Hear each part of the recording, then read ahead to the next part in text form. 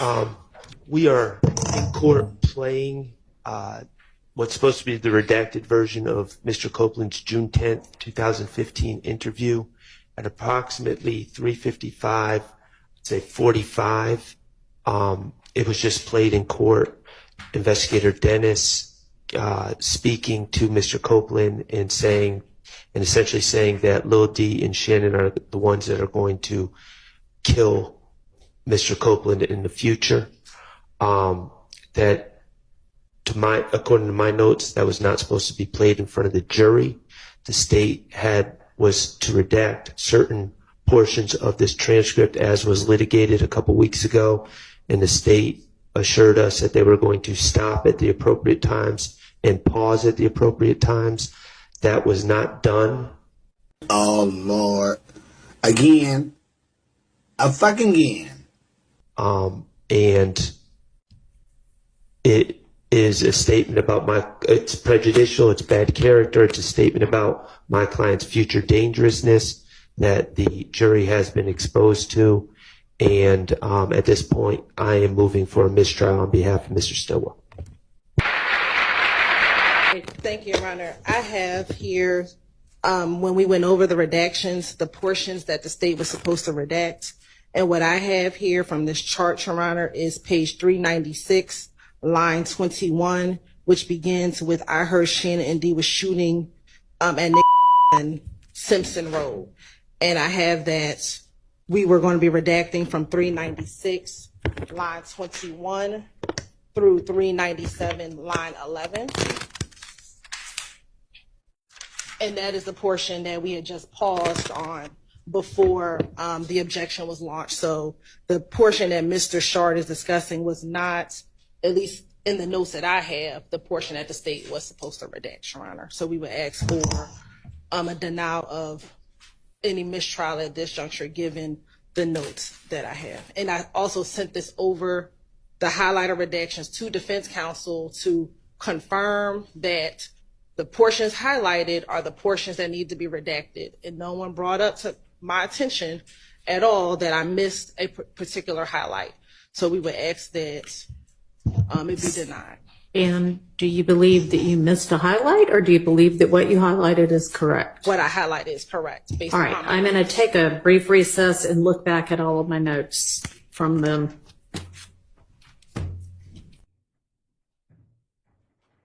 Ms. Hilton, you can go ahead with that, and fingers crossed we have all of our sound issues fixed. We had our tech department working hard on that last week. So.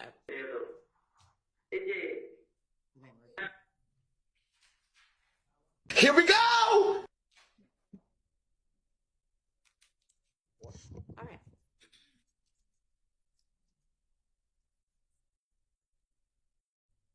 I'm just scared to think like, everybody sees that. Everybody sees that. They don't say it.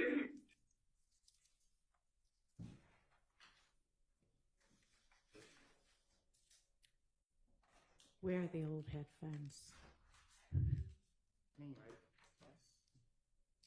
Can somebody try to track down the old headphones?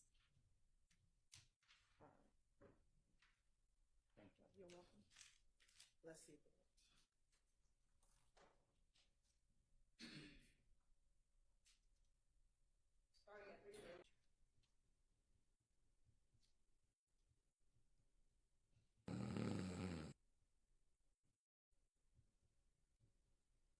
Discuss me, I had to tell him like, hey man, all the time.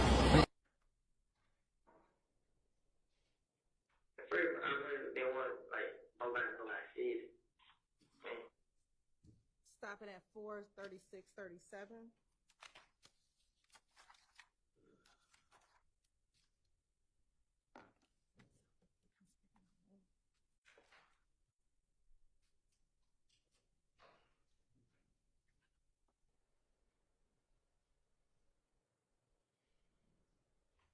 We'll resume at 4:41:35. 4:41:35.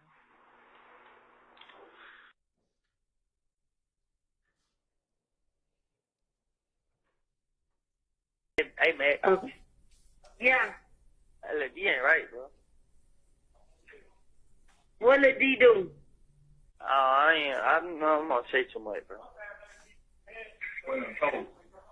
The D told. What's that? You talking about rock crew Lil D? Yeah. I told him. He told on Roscoe too. You think I'm fucking playing, bro? He told on Roscoe. He told on Roscoe just cause he Roscoe ain't no fucking blood. And he don't give a fuck. Roscoe ain't his friend. Hey, D-Shot come meet you so you can get their money. Go and pay Woody Barnes so he can get out, bro. And when you get out, Woody, I need to have a serious talk to you because I really feel some type of way. I'm gonna talk to you about it so you get out.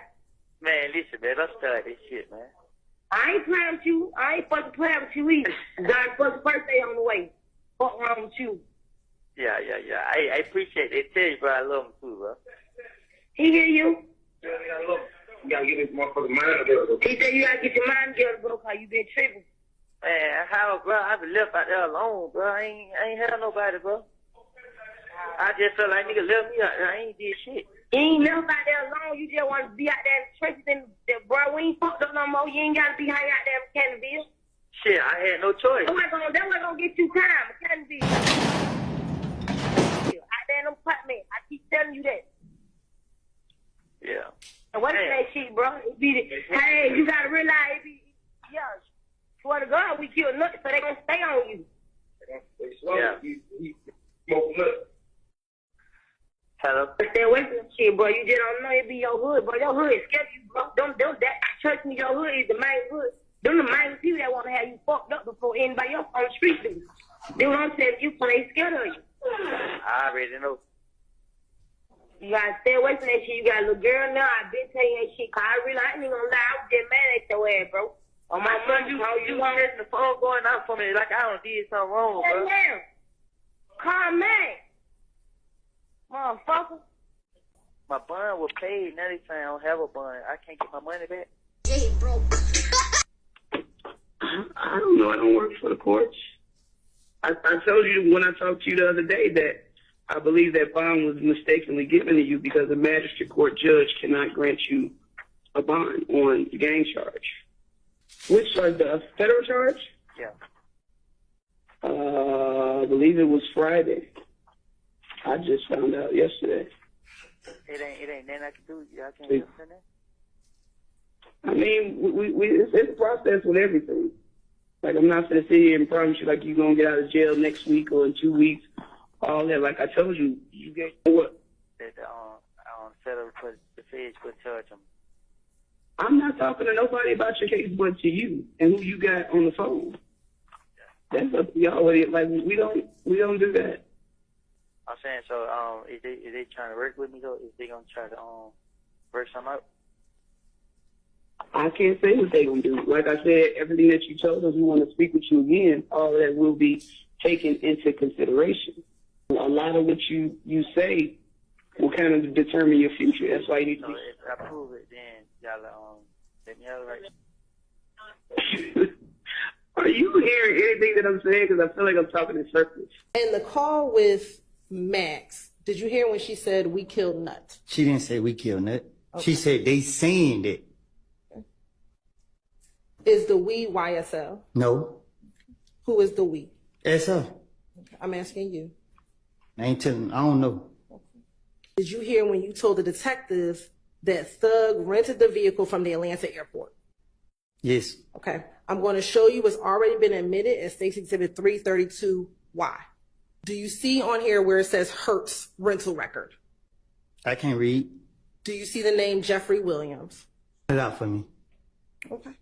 If you turn to the back, do you see where it says Jeffrey Williams? I can't read. Do you know your numbers? Yeah, I know my numbers. Okay. Do you see where it says 2014 next to vehicle? You say what about? Do you see where it says 2014? Like the year? Yes. 2014, but it's with some more numbers. I mean, some letters. Okay. What's the letters? Does that say LOCATION? Do you know that to say location? I guess. All right. And do you see Atlanta? You know how to spell Atlanta? The police questioned me back in whatever time they questioned me. They locked me up at forget what I said in the interviews. I made it up. And when I say I made it up, I'm not saying I made everything up. What I'm saying is I took from what I know personally and put it with other stuff. And what I'm telling you is, I'm not about to say nothing to tell on myself. Like I told you in the back, I was going through a phase in my life. The police kept locking me up. I was trying to be there for my baby mama and my child. And I was going through a dark phase in my life. I have sat right here and told you over and over and over. I'm telling you again today. I'm going to tell you every time you keep asking me a question, because if you want the truth, I'm telling you the truth. Okay. So my question to you, And I'm not done talking, because you keep asking me and I keep telling you I made these things up. You're trying to make it seem like I was telling the truth about what I said, and I'm telling you I wasn't. And you're sitting right here keep asking me. I'm tired of it. Keep telling you that. You keep going back to interviews I told police. You're playing the calls. Each one contradict each other. If I was working with the police and I was scared as I pretend to be, I would have been in protective custody. I'm in the streets every day. All the people I'm afraid of is y'all. Y'all sitting right here locking me up, knowing I'm lying, trying to make me do what y'all want me to do. I'm tired of it. Y'all can leave me alone at this point. Y'all bringing me here every day. I don't get no sleep. Every time I gotta go to court, I stay up all night. My brain is in overdrive. Like, y'all doing too much, bro. Like, come on now, y'all gonna do the law, do it the right way. Leave me alone. I made it up. I'm telling y'all, Lil D told me to say this. You hear the call, I'm mad at Lil D because he wouldn't say what I want him to say. So what? are you finished? No, I'm just getting started.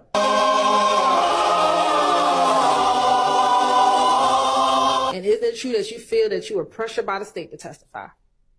I feel like I was pressured by both sides, the state and the defense. Okay. It's not like I'm up here it's not, I can't sit here and tell y'all, nothing. I don't know what y'all want me, I don't know what y'all looking for. I didn't see nobody kill nobody. I didn't see nobody rob nobody. I didn't see none of these boys do anything. I did some stupid things. I got caught for the stupid things that I was doing, and I just went from there. Like, Is it true that you did not want to testify because you don't want to deal with the reality of being labeled a snitch? Miss Hilton, I was being labeled a snitch way before I had to come to trial when y'all linked that video out to the social media. So the world look at me as a snitch no matter what goes on to this day. But me coming here, like, I have put my faith in God's hands, and I come here and I let it be known. I guess got no choice but to be letting know to y'all now that I have told y'all time after time that I done lied. Okay. And a snitch is someone who actually tells the truth, correct? Listen, Miss Hilton, I feel like I got the world on my back now. You ask me these questions, like, I don't know, man. Like, y'all draining me. I mean, like, for real. It's just different if I sat here and seen somebody commit a crime, and then I saw them with my own eyes do this, and then I get in here and say, I didn't see them do that. Y'all want me to sit here and say, oh, the stories that I have put on other people's, and I didn't. Like, I would not do that. Like, and Lord knows I want to be with my family and my kids, but if y'all gonna put me back in jail because I won't sit right here and tell y'all what y'all believe to be whatever y'all want me to say. Like, I mean, I don't want to go to jail, but man, at this point, y'all got me, man. I don't know, man. I can't sleep at night. Like, I tell you, y'all hold me in jail, don't feed me, don't give me water. Like, I just don't know. Like, every time I walk in this door, I pray and hope walk back out this door. I just want to be left alone. I paid for my punishment. And I done told y'all before y'all put me right here in this seat. Time after time. I told Judge Glanville in his office. I done told everybody, I can tell. And I'm telling you to your face, I know you don't have anything to do with you. You doing your job. But I've been nice to you, and I've been telling you that you can't put me up here. And I told you, I done made it up. Okay. It's a difference if I seen one of these guys actually do something and you ask me, did they do it? If you ask me, did they do something that I actually saw them do it? And I would tell you, yeah, I saw him do that. Yeah, I was with him when he did that. But this is not the case. And you just told police what Demikian told you, correct? I told the police anything to get them off of me. I was going through a phase. People were shooting at me while I had my kid. And my only priority was, by any means necessary, to protect them with my whole fucking life. Judge, I get a minute because they drive me crazy. Yeah, take a minute, take a breath. Take some breaths, calm down. And once he finishes his breath, Your Honor, the state we conclude our questioning, Your Honor. Go into certain parts of the interview from October 27, 2021 with Mr. Kenneth Copeland. However, I do believe that they are intending to ask Mr. Copeland on the witness stand about some alleged plot to murder Shell Kel, if you would. And I believe that there's going to be some line of questioning that's going to be directed to Mr. Huey or concerning Mr. Huey. Okay. And I'm concerned, Your Honor, that that particular line of question, first of all, it's not in any overt act that's been listed in the indictment. It's not a count in the indictment. It's not been listed in any type of intrinsic act that they're trying to get into. So I'm going to ask the court to weigh in on this one with respect to it being a 403 issue for the court to consider. It's going to be hard for us to even if I cross-examine him and say, hey, you know anything about this? I told you I lie. But it's been said, and there's no way for me to be able to cross him on that other than just to ask him about it. The jury will have already heard that information come out, and there's just no foundation for me to be able to delve into this particular witness if they ask him, well, did you try to talk Mr. Huey out of this or out of that particular act? So, Your Honor, I believe based upon that information that the state is telling me that they may get into, I don't believe that there's no real foundation to get into it because I can't do anything with that particular questioning other than ask this witness who we've already seen, doesn't recall, doesn't remember, so forth and so on. Ms. Hilton, what is it that you would potentially be eliciting from Mr. Copeland? So let me give some context. So in October of 2021, specifically October 27, 2021, Mr. Copeland was arrested on traffic violations and a charge. In the course of that interview, he was trying to get out of jail. So he told the police he had information for them that would be helpful to them. He proceeds to tell them about a potential plot that was going to happen that evening to Shell Kel at a club called Diamonds. I think it might be called Diamonds of Atlanta or Diamonds. He did not want to go into full details about what he knew because he was concerned that the police would not help him out because he reverts back to 2015, advising that he had given information in 2015 and the police did not help him.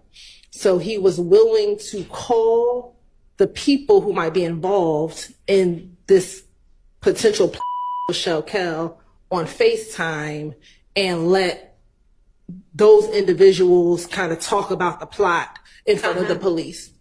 And was there a FaceTime call in the midst of this interview? No, they did not do the FaceTime call during the midst of the interview. And so what's the point of eliciting all of this? The point to elicit was that he was willing to give up information again about a plot that he was aware of. Again, this plot to have the rival person that we've been talking about for a number of months, Shell Kel, to be killed, which I think is relevant because, again... Do you have some other evidence that there was a plot that evening to kill Shell Kel? I believe, and I'll have to confirm with Investigator Viverito, that there was some information that Shell Kel was having an event at that club. That's about it. About as far as that goes. I think 403 is going to keep that out. So I have some courtroom drama that could not wait until tomorrow, so I had to go ahead and get a video out to you guys. I just got off of a live watching Infamous Sylvia over on the Playbook app. I'll leave her picture here so you guys can go watch the live over there. It should be posted, the replay should be posted now if you did not watch it live. Infamous Silva is a lady that is actually in Atlanta, and she actually goes into the courtroom to watch the cases daily, and she comes and does lives and kind of talks about what happened during the day and kind of give her opinion on things. And today, earlier in court, they ended court like a little bit early because there was an issue they needed to discuss with the juror. And I didn't do a clip on it because I thought it was just one of the jurors who had like a medical thing they needed to take care of. So I thought it was that, and I just ended, watching court and moved on with editing my other videos. But it was actually much more than that. One of the jurors had an issue with her job giving her her pay last year, because they've almost been on this trial for like a year now. And she had an issue with her pay last year, and she finally got paid at the beginning of this year for the issues that she had at the end of last year. Like, it took a while for them to finally rectify the situation. And so I think it kind of put her financial situation off balance, according to what Infamous Silva stated in her live. And so she reached out to the juror coordinators to let them know, like the issues that she was having at that time. And then when she made the decision that she's going to probably need to start looking for something else, she reached out and tried to see if she can get approval to start looking for another job, because she was having issues with her current job. They never responded to her, so she just took it as, I can go ahead and start looking. So she started looking for a new job, and she was actually offered a new job today. And she wanted to go over that with the judge and the attorneys, and kind of get out of doing jury duty so that she can go ahead and take this job, because the new job is actually in a different state, and so it will require her to move. She does have a little bit of time to kind of coordinate that, with moving out of state. But the judge told her no. She said, no, you knew you were on doing jury duty, so no, you should not have accepted another position. You did not get permission before you actually took this job. So no, I have to tell you no at this time. And so that was not what that juror expected to hear at all. So feelings got very emotional, it seems. The juror asked the judge, can I ask you a question? And the juror said, what am I supposed to do if I reached out and did what I'm supposed to do and I did not get a response back? Like, now I'm stuck. Like, I reached out and let somebody know, like, I'm having issues. I started looking for a new job. I asked for permission. I didn't get any response back. Like, what am I supposed to do? And she didn't have a response really for that question. She's like, I did what I was supposed to do. And she's like, well, can you ask the job if they can hold the position for you for like 6 months? Because right now we can't just release you. And, let us know what they say, but you have jury duty, so let them know and see if they'll hold the job for you for 6 months. Then she asked the attorneys how they felt about the situation, and the state said, Ms. Love got up and said, we understand she's, in a hard time right now. Like, we have no problem with her, relieving herself from, doing jury duty because of the situation she's in. We have no problem with that. We understand.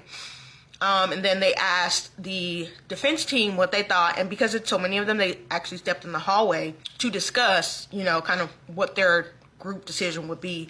And Attorney Matthew Sr. came back as kind of like the spokesperson for them and stated that, they really didn't have a problem with it. They would really like to know what the job says, and that they really would like to know, when situations arise like this in the future about what's going on with the jurors, so that they can kind of be abreast of situations beforehand instead of after the fact, like she's completely got a new job offer. And so the judge starts ranting, and she's like, well, people have had all kind of requests. People have asked me, can they leave early because they need to go pick up grandkids, and someone asked if they can have the entire day off for the election day, because they actually are they do the polling stuff. So, like, I haven't made a decision on that. Then one of them is like, somebody has an adult family member that they take care of, and so they kind of need to leave to take care of things to help that adult. And so, like, these people have lives outside of court. Like, they've been in court for almost a year now, and for you to tell them that kind of pretty much go ahead and plan for another 6 months. So you want these people to put their lives on hold for a year and a half for this case. Like, that's just so unrealistic in my personal opinion. So let me know in the comments how you guys are feeling about this issue with this juror, and if this was you, like, what would you be thinking right now? Like, you got a job offer and you have to tell them no. Can you hold the job for me? Seriously.